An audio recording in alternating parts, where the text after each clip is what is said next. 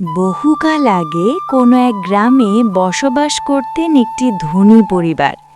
সেই পরিবারের একমাত্র ছেলে ইয়াসিন। ইয়াসিন ছিল বাবা মায়ের আদরের একমাত্র আদর্শ সন্তান।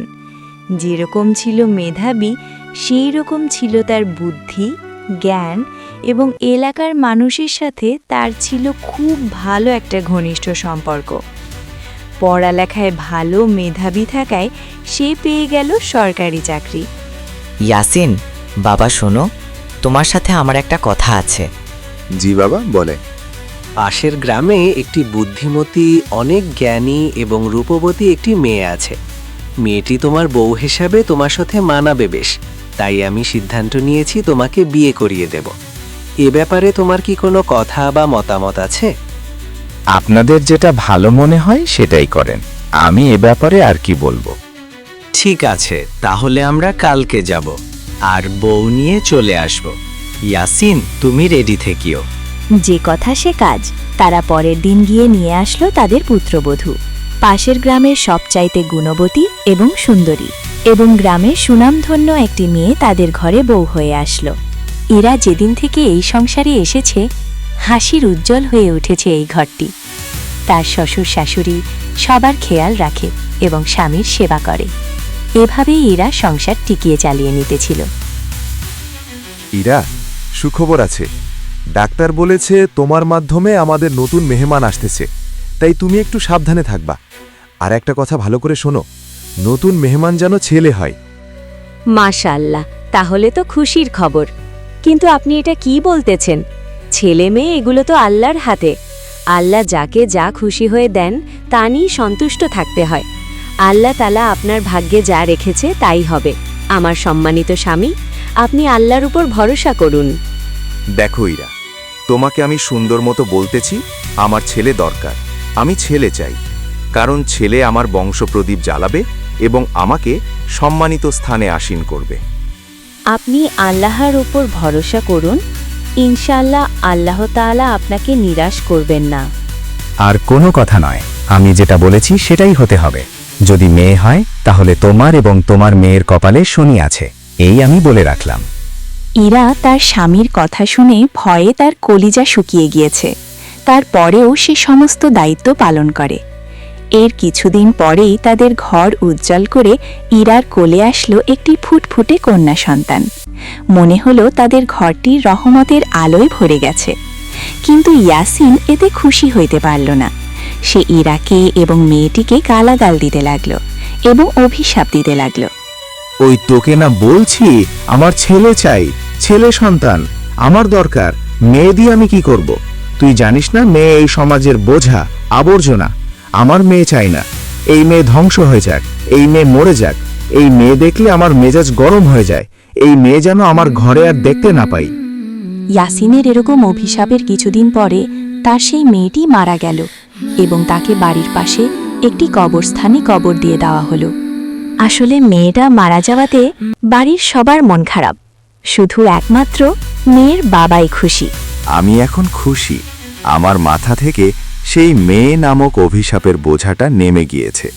এইভাবে দেখতে দেখতে কেটে গেল আরও একটি বছর। ইয়াসিন জানতে পারল তার বউয়ের আবার সন্তান হবে। তাই সে অফিস থেকে তাড়াতাড়ি বাড়িতে এসে আবার ইরাকে দমকাতে শুরু করল। এরা তোমাকে এবার সরাসরি বলে দিচ্ছি, তুমি এবারও আগের মতো একটি অলক্ষণের মেয়ের মুখ দেখিও না আমাকে। এবার যেন ছেলে হয়। আমার ছেলে দরকার, বুঝেছ? আমি আমার ছেলেদেরকে নিয়ে এদেশের রাজত্ব করব। এবারও যদি তোমার মেয়ে হয় তাহলে তোমার কপালে দুঃখ আছে, এই বলে দিলাম। আপনি কেন বুঝতেছেন না? আপনি এই সাধারণ ব্যাপারটা নিয়ে আমার সাথে কেন এরকম খারাপ আচরণ করতেছেন? মানুষের জন্ম ও মৃত্যু সবকিছু একজনের হাতে। তার উপর ভরসা রাখুন, আল্লাহ তাআলা আপনাকে নিরাশ করবেন না। ইরা, তুই দিয়ামার সাথে মুখে মুখে তর্ক করিস? মুখে মুখে তর্ক করা শিখে গিয়েছিস? তোর ব্যবস্থা আমি করব এবং সেটা খুব শীঘ্রই করব। যদি মেয়ে হয় তাহলে বুঝবি আমি কি জিনিস। আল্লাহ তাআলার ইচ্ছা, এবারও ইরার কোলে একটি ফুটফুটে কন্যা সন্তান হল। এতেও বাড়ির সবাই খুশি হলেও ইরার মনে খুব চিন্তা, কারণ তার স্বামী চেয়েছিল তাদের ছেলে সন্তান হবে, কিন্তু হয়েছিল মেয়ে। এ কথা শোনার সাথে সাথে ইরার স্বামী অফিস থেকে চলে আসলো এবং ইরাকে আগের মতন আবারও দমকাতে শুরু করলো আর মেয়েটাকে গালাগাল করতে লাগলো। ওই অলক্ষী মেয়ে, তুই যেদিন থেকে আমার এই বাড়িতে এসেছিস আমার বাড়িটাকে জাহান্নাম বানিয়ে ফেলেছিস। আবার একটি করে প্রত্যেকবার তুই মেয়ে সন্তান জন্ম দিস কেন? তুই কি ছেলে দেখিস না? তুই আমার এত সুন্দর সংসারটাকে নরক বানিয়ে ফেলেছিস। ধ্বংস হ তুই এবং তোর মেয়ে। তোর এবং তোর মেয়ের মুখ আমি দেখতে চাই না। আমি যেন আবার বাড়িতে এসে দেখি তোর মেয়ে ধ্বংস হয়ে গেছে। আল্লাহ, তুমি আমার স্বামীর মনে এই মেয়েটির জন্য মায়া মহব্বত তৈরি করে দাও। তার এ কথায় তুমি রাগান্বিত হইও না। আমার মেয়েটিকে তুমি আগের মতন আমার কোল থেকে কেড়ে নিও না এবং আমার স্বামীকে তুমি হেদায়েত দান করো। এরপর 15 দিনের মধ্যেই তার মেয়েটি ভীষণ অসুখ হয়ে মারা গেল। মনে হয় বাবার অভিশাপ সহ্য করতে না পেরে দুনিয়া থেকে চলে গেল মেয়েটি। বড় বোনের কবরের পাশে তাকেও কবর দেওয়া হলো। এখন 2টি কবর পাশাপাশি ইয়াসিনের মেয়েদের। বারবার ইরার মেয়ে হয় বলে ইরার স্বামী ইরাকে আর ভালোবাসে না, শুধু সারাক্ষণ গালমন্দ বকাঝকা করতে থাকে। এভাবে কেটে গেল বেশ কিছুদিন। ভাগ্যের কেমন খেলা দেখুন, ইরার আবার 3য় সন্তানও এবার হইল মেয়ে। তাই ইয়াসিন রাগে আগুন হয়ে ইরাকে তালাক দিয়ে বাপের বাড়ি পাঠিয়ে দিল। এ যেন চরম জাহিলিয়াতের নীড়, মমতা। কিন্তু কিছুদিন পরে চিকিৎসার অভাবে ইয়াসিনের সেই মেয়েটিও সেখানে মারা গেল। তারপরে তাকে সেই 2 বোনের কবরের পাশে তাকেও কবর দেওয়া হলো। এভাবেই হয়ে গেল তাদের 3 বোনের এক জায়গায় 3টি কবর। এর কিছুদিনের ভিতরেই ইয়াসিন আবার 2য় বিয়ে করল, রূপসী দেখে পাশের গ্রামের এক উদ্ভট টাইপের মেয়েকে। ইয়াসিনের নতুন বউ বাসায় এসে তার বাবা মাকে অশান্তির আগুনে ঠেলে দিল। ইয়াসিনের বাবা মাকে দিয়ে ঘরের সমস্ত কাজ করিয়ে নিত এবং তাদের সাথে সব সময় খারাপ ব্যবহার করত।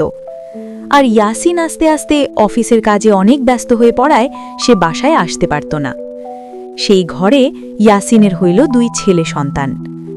ইয়াসিনের ছেলেদেরকে ওই উদ্ভট মহিলা সব সময় অশিক্ষা কুশিক্ষা শিখিয়ে তাদেরকে ধ্বংসের পথে ঠেলে দিল। মা, তুমি শুধু আমার দাদা দাদু তাদেরকে অনেক কষ্ট দাও। আচ্ছা, তুমি যে কাজগুলো দাদা দাদিদেরকে দিয়ে করাইতেছো এই কাজগুলো তো আমরাও করে নিতে পারি। তুমি এগুলো আমাদেরকে দিয়ে করাও না কেন? বা তুমিও তো কোনো কাজকাম করো না, শুধু সারাদিন আমার দাদুর সাথে তুমি খারাপ আচরণ করতেই থাকো। ওরে আমার ছোট্ট সোনামণি রে, তোমার কথা শুনে আমার পরাণটা জুড়িয়ে গেল। তোমাদের এখন এগুলা বুঝার সময় না। তোমাদের কোনো কাজ করা লাগবে না, তোমাদের কামাইও করা লাগবে না। তোমাদের বাবাই তো অনেক টাকা কামাই করে, তাতেই তোমাদের 2 ভাইয়ের সারা জীবন চলে যাবে। তোমাদের কাজ হইল এখন শুধু নিয়মিত স্কুলে যাওয়া আর বন্ধু বান্ধবদের সাথে সময় দেওয়া, আড্ডা দেওয়া। তোমাদের এখন কাজ করার সময় না বাবা। তোমরা আরো বড় হও, আরো বড় হয়ে কাজ করবে। ওই বুড়া বুড়ির দিকে তাকিও না, কাছেও যেও না, তারা তোমাদেরকে নষ্ট করে দিবে। এভাবে মায়ের কুশিক্ষা পেয়ে তাদের ছেলেরা খারাপ মানুষদের সাথে চলাফেরা করে এবং নিজেরাও মদ গাঁজার আড্ডায় মেতে থাকে সবসময়। এভাবে তারা তাদের বাবার টাকা পয়সা সহায় সম্পদ উড়াতে থাকে। বড় ভাই, কত খাবি? খা। টাকা তো বাবা কামাই করতেছে, মা আমাদেরকে দিতেছে। যতদিন মা বাবা আছে খেয়ে নে। ঠিক বলেছিস ভাই, ভাগ্যগুণে একটি মা পেয়েছি। আমাদের মায়ের সাথে কোনো মায়ের তুলনা হয় না। এভাবে ইয়াসিনের বহু প্রতীক্ষার সন্তানেরা তাদের বাবার সম্পদ নষ্ট করতেছিল। আর এসব দেখে ইয়াসিনের নতুন বউয়ের অত্যাচারে সহ্য করতে না পেরে ইয়াসিনের বাবা মা মারা গেল। ইয়াসিন ও তাদের পুত্রদের চলাফেরা আচার আচরণ দেখে তার বুঝতে আর বাকি রইল না সে জীবনে কত পাপ করেছে, কত অন্যায় করেছে। তার প্রথম স্ত্রী ইরার সাথে এবং তার 3 মেয়ে সন্তানদের সাথে কি পরিমাণ অত্যাচার অন্যায় করেছিল, তার পাপের বোঝা সে আজকে বইতেছে। ইয়াসিনের ভিতর অনুশোচনা এসে গেছে। যে অন্যায় করেছি, আমার 3 কন্যার সাথে যে জুলুম করেছি আমি, হয়তো এই জীবনে এর ক্ষমা হবে না। আমি কাদের জন্য টাকা কামাই করতেছি, তারা তো ধ্বংস হয়ে গেছে। এটা আমারই পাপের ফল। আমার চোখের সামনে আমার সন্তানেরা জুয়া খেলতেছে, মদ খাচ্ছে, এটাই আমার পাওনা ছিল। আমি আর এ বাড়িতেও আসবো না, আর চাকুরিও করব না। আজকে থেকে আমার 3 কন্যার কাছে থাকবো আমি। খুব দেরিতে হলেও ইয়াসিন বুঝতে পারল তার সারা জীবন যে অন্যায় অবিচার জুলুম তার স্ত্রী ও কন্যাদের সাথে করেছে সে তার প্রতিফল এখন হাড়ে হাড়ে টের পাচ্ছে। তার বাবা মায়ের মরে যাওয়া, ছেলে দুটি নষ্ট হয়ে যাওয়া, এখন সে তার 3 কন্যার কবরের পাশে বসে সারা দিন মনে হইতেছে তাদের সাথে কথা বলে, আর সে পাগল পাগল হয়ে গিয়েছে এখন। ইয়াসিন এখন পাপের বারে এবং বয়সের বারে নুয়ে গেছে। হে আমার কন্যারা, দেখো তোমার বাবার আজকে কি অবস্থা হয়েছে। দেখো তোমার বাবার সেই অহংকার ভেঙে চুরমার হয়ে গেছে। যেই অহংকারের কারণে তোমাদের সাথে তোমার বাবা জুলুম আর অত্যাচার করেছি। আমি পাপী, আমি অন্যায়কারী, আমি জুলুমকারী। আমি তোমাদের সাথে জুলুম করেছি। আমাকে আমার পাপের শাস্তি দাও তোমরা।